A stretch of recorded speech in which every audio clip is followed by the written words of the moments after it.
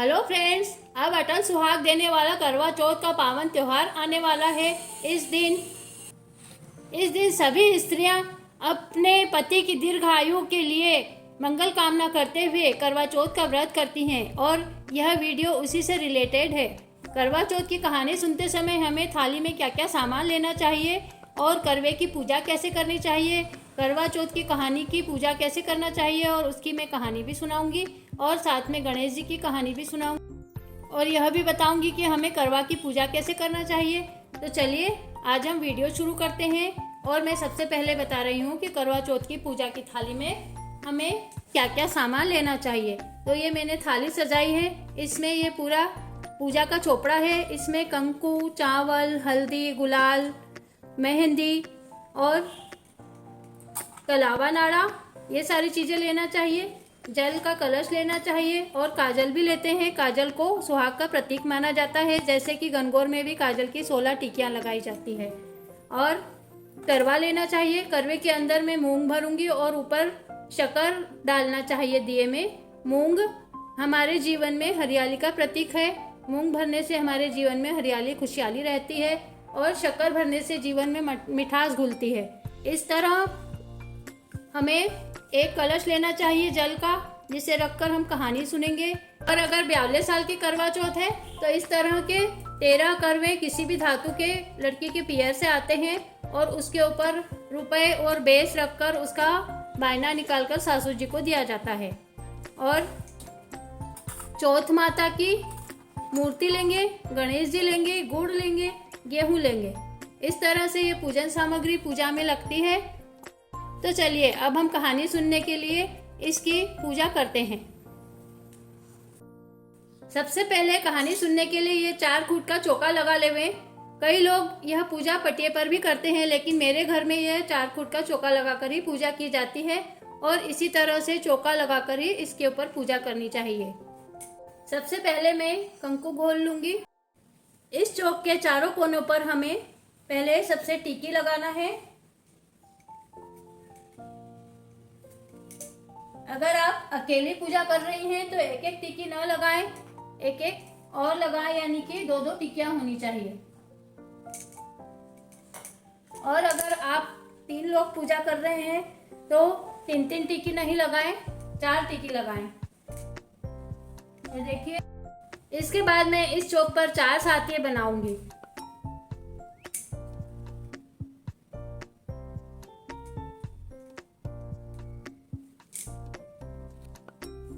ये मैंने 4 साथिये बना लिए हैं। इन चारों पर, एक पर गणेश जी विराजित करूंगी, एक पर कहानी सुनने का कलश रखूंगी, एक पर करवा रखूंगी और एक पर चौथ माता की मूर्ति रखूंगी। सबसे पहले मैं जल का कलश रखने के लिए साथिये पर गेहूं डालूंगी और उसके ऊपर कलश रख दूंगी। इसके ऊपर मैं मूंग की प्लेट रखूंगी। इसमें आप गेहूं या चावल भी रख सकते हैं। फिर मैं गणेश जी को बिठाने के लिए एक साथिये पर चावल रखूंगी और उसके ऊपर गणेश जी को विराजित कर दूंगी। नेक्स्ट एक साथिये पर और चावल रखूंगी और उसके ऊपर चौथ माता को मैं विराजित कर दूंगी। इस कलश के ऊपर हम कंकु लगा देंगे और सातिया छाबड़ी बना देंगे।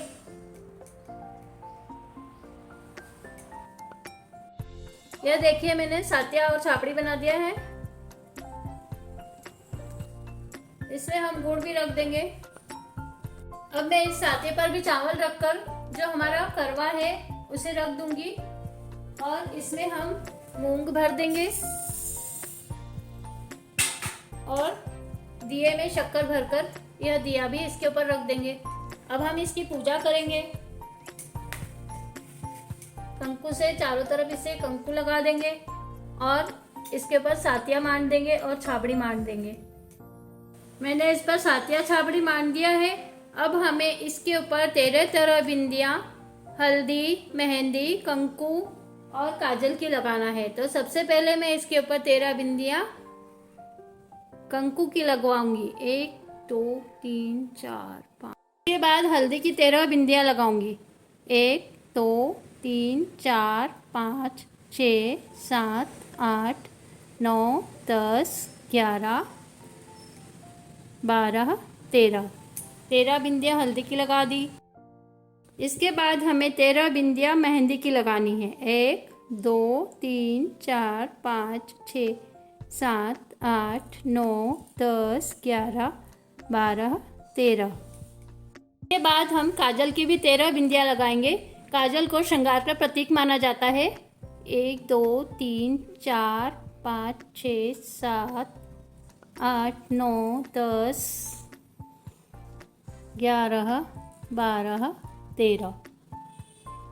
जब गणगौर की पूजा की जाती है तो उसमें भी 16 बिंदी काजल की लगाई जाती है। काजल को श्रृंगार का प्रतीक माना जाता है। इस तरह इसके ऊपर कंकु, हल्दी, मेहंदी और काजल की 13 बिंदियाँ लगाना चाहिए। ये 13 बिंदियाँ 13 चौथ के लिए हम लगाते हैं। ये देखिए, इस तरह करवे की पूजा करके और इसे भी चौक पर रख देना चाहिए। चलिए अब हम चौथ माता और गणेश जी की पूजा कर लेते हैं। सबसे पहले हम उन्हें जल के छींटे देंगे। उसके बाद हम उन्हें कलावा नाड़ा चढ़ाएंगे।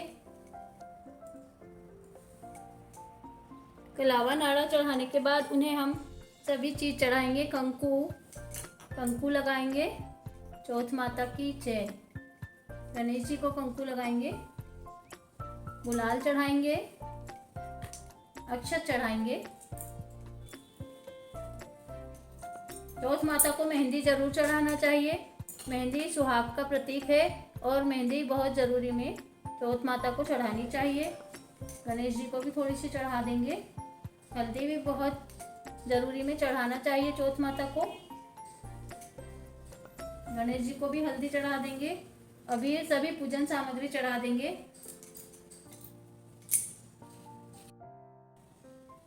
उन्हें भोग लगा देंगे, जिमा देंगे गुड़ से। चूरमे का लड्डू भी आप चढ़ा सकते हैं और कोई मिठाई हो उससे भी आप भोग लगा सकते हैं। अगर 42 साल की करवा चौथ होती है तो लड़की के पीहर से इस 13 लोटे इस तरह के आते हैं। यह लोटे तांबा, पीतल, स्टील किसी भी धातु के हो सकते हैं और फिर इनके ऊपर बेस और लिफाफा रखकर उसका बायना निकालकर सास को दिया जाता है। इस तरह करवा चौथ का पहला व्रत किया जाता है।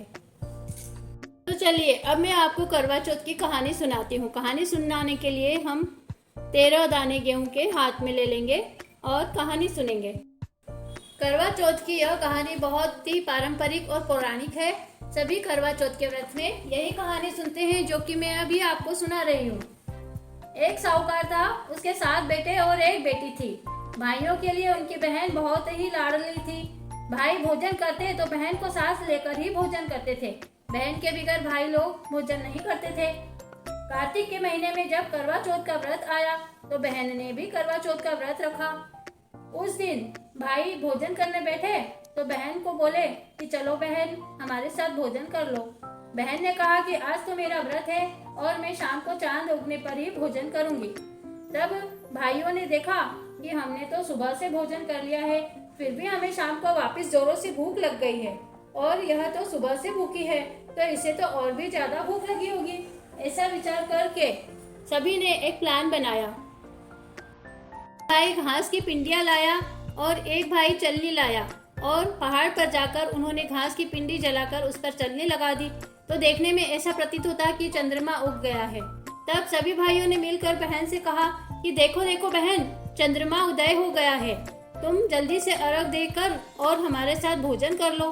बहन ने कहा कि हाँ भैया, और वह भाभीियों के पास गई और भाभीियों से कहा कि भाभीियों देखो देखो, चंद्रमा उदय हो गए हैं, चलो हम चंद्रमा की पूजा करते हैं, अर्घ देते हैं और भोजन करते हैं।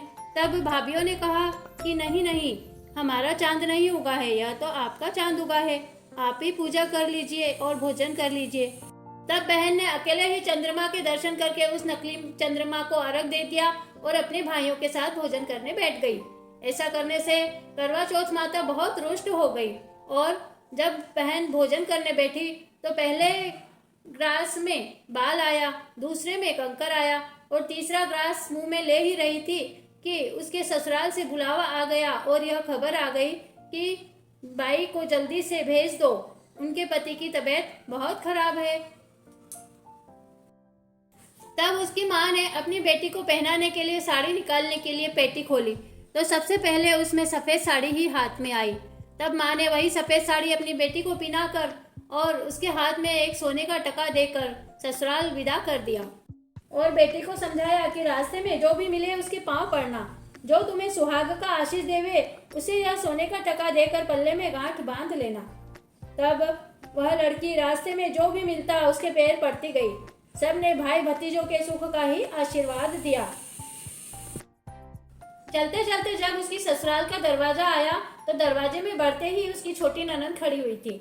वह उसके भी पैर पड़ी तो ननद ने उसे खूब आशीष दिया और कहा कि सीली सपूती हो, सात पुत की माँ हो और मेरे भाई का सुख देख। ऐसा सुनते ही भाभी ने झट से अपने ननद को सोने का टका देकर पल्ले में गांठ बांध ली।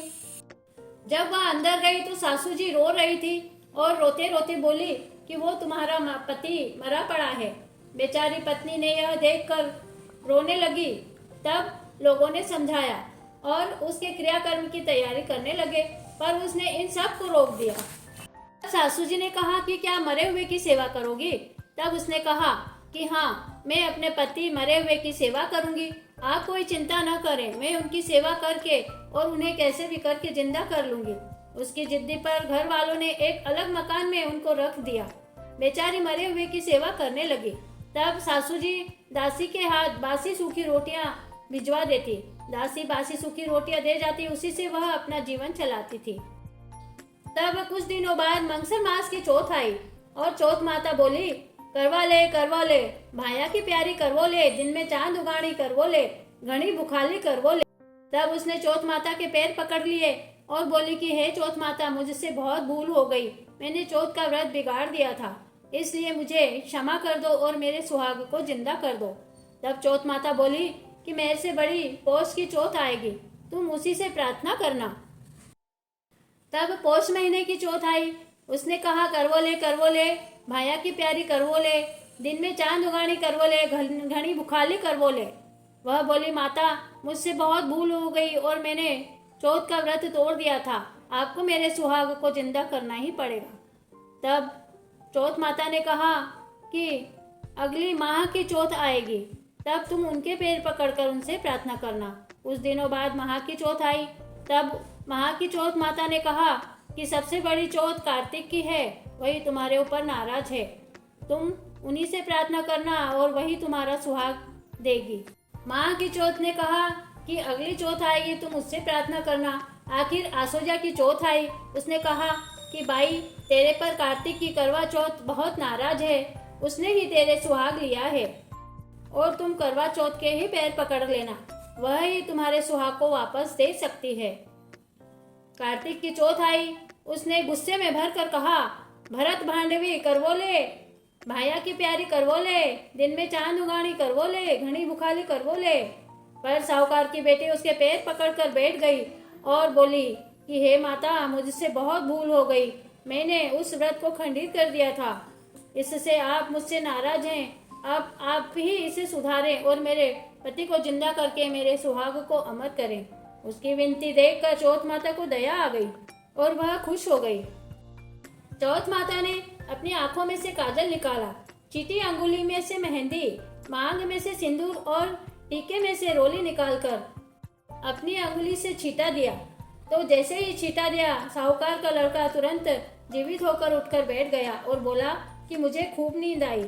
तब उसकी स्त्री ने कहा कि ऐसा भी क्या सोना है, मुझे तो 12 महीने हो गए हैं तुम्हारी सेवा करते हुए। और उसने सारी अपनी बात बताई। साहूकार का बेटा बड़ा खुश हुआ और उसने कहा कि अब हमें करवा चौथ माता का उज्जमन करना चाहिए और उत्सव मनाना चाहिए। उसकी स्त्री ने तुरंत इंतजाम किया, करवा लाया, कहानी सुनी, चूरमा बनाया और पति पत्नी ने भोजन करके चौपड़ पासा खेलने लगे। नीचे से उसकी सास ने दासी के हाथ रोटी भेजी। दासी ने दोनों को चौपड़ पासा खेलते हुए देखकर सास को आकर बोली कि वे दोनों जने चौपड़ पासा खेल रहे हैं। सासू जी बहुत खुश हुई और उन्हें तो विश्वास ही नहीं हुआ। वह झट से ऊपर जाकर देखकर अपने बहू बेटों को लाड़ प्यार करने लगी और पूछा कि यह सब कैसे हुआ। तब बहू ने सारी बात बताई और बोली कि मुझे तो करवा चौथ माता ने ही सुहाग दिया है, और वह सासू जी के पैर पड़ने लगे। सासू ने सुहाग की बहुत आशीष दी। सारी नगरी में ढिंढोरा पिटवा दिया कि पुरुष की स्त्री, बेटे की माँ, सब कोई 12 चौथ करना, 12 नहीं तो 4 करना, अपने दीदे घोड़े के लिए जरूर करें। हे चौथ माता, सभी को सुहाग देना और सभी के सुहाग की रक्षा करना। बोलो करवा चौथ माता की जय। कहानी सुनने के बाद यह तेरे आंखें संभाल कर कटोरी में रख ले या किसी पुड़िया में बांध कर रख ले। इससे रात को चंद्रमा को अर्घ देवे। कोई भी कहानी सुनने के बाद गणेश जी की कहानी जरूर सुननी चाहिए। तो चलिए अब हम गणेश जी की कथा सुनने के लिए ये 5 दाने हाथ में लेकर गणेश जी की कथा सुनते हैं। एक अंधी बुढ़िया माई थी जिसके एक बेटा और बहू थी। वह बहुत गरीब थी। वह हमेशा गणेश जी की पूजा किया करती थी। एक दिन गणेश जी कहते हैं कि बुढ़िया भाई, मैं तुमसे बहुत खुश हूँ, तुम मुझसे कुछ मांग लो, नहीं तो अपने बेटे और बहू से पूछ लो। तो वह अपने बेटे से बोली कि मैं गणेश जी से क्या मांगू। बेटे ने कहा, माँ धन दौलत मांग लो। और फिर अपनी बहू से पूछा तो बहू बोली कि सासू जी पोता मांग लो। बुढ़िया माई ने सोचा कि यह दोनों तो अपने मतलब की चीज मांग रहे हैं, तो पड़ोसन से जाकर कहा कि मुझे विधायक जी ने कहा है कि कुछ मांग लो। बेटा तो कहता है कि धन मांग लो, बहू कहती है पोता मांग लो। तब पड़ोसन बोली कि ना तू धन मांग ना तू पोता मांग, तू थोड़े दिन तो जिएगी तो तू आंख मांग ले। तो उसने पड़ोसन की बात भी नहीं मानी। घर पर जाकर सोचा कि बेटा बहू खुश हो, वह भी मांग लूं और अपने मतलब की चीज भी मांग लूं। दूसरे दिन गणेश जी आए और बोले कि बुढ़िया माई कुछ मांग। तब वह बोली कि आंख दे जिससे सोने के कटोरे में पोते को दूध पीता हुआ देखूं, सुहाग दे, निरोगी काया दे, 9 करोड़ की माया दे, बेटा पोता पड़ पोते दुनिया में भाई भतीजे सारे परिवार का सुख दे और मोक्ष दे। तब गणेश जी बोले कि माई, तुमने तो मुझे ठग लिया और सब कुछ मांग लिया, परंतु सब इसी प्रकार होगा। और यह कहकर गणेश जी अंतर ध्यान हो गए। बुढ़िया माई ने जैसा बोला था उसी प्रकार सब कुछ हो गया। हे गणेश जी महाराज, जैसा बुढ़िया माई को दिया वैसा सबको देना। कहते ने सुनता ने हुकारा भरता ने, तुम्हारा नाम लेता ने। बोलो गणेश जी महाराज की जय। प्रिय बहनों, आपको हमारे वीडियो कैसे लगते हैं? अगर आज का वीडियो आपको पसंद आया हो तो आप इसे अधिक से अधिक शेयर कीजिए, जिससे सभी बहनें इस तरह की विधि से करवा चौथ के दिन पूजा करें और कहानी सुने। और अगर आप मेरे चैनल में नए हैं तो मेरे चैनल को जरूर सब्सक्राइब कर लीजिए। सभी त्योहारों की पारंपरिक पौराणिक कथाएं सुनने के लिए सब्सक्राइब कीजिए हमारे चैनल को। हमारे चैनल पर सभी त्योहारों की पारंपरिक पौराणिक कथाएं सुनाई जा रही है और इनकी पूजा विधि और पूजन सामग्री भी व्यवस्थित बताई जा रही है। मेरी चैनल का नाम है पूजा अर्चना सरोज गोयल। कृपया इस वीडियो को अधिक से अधिक शेयर कीजिए। धन्यवाद।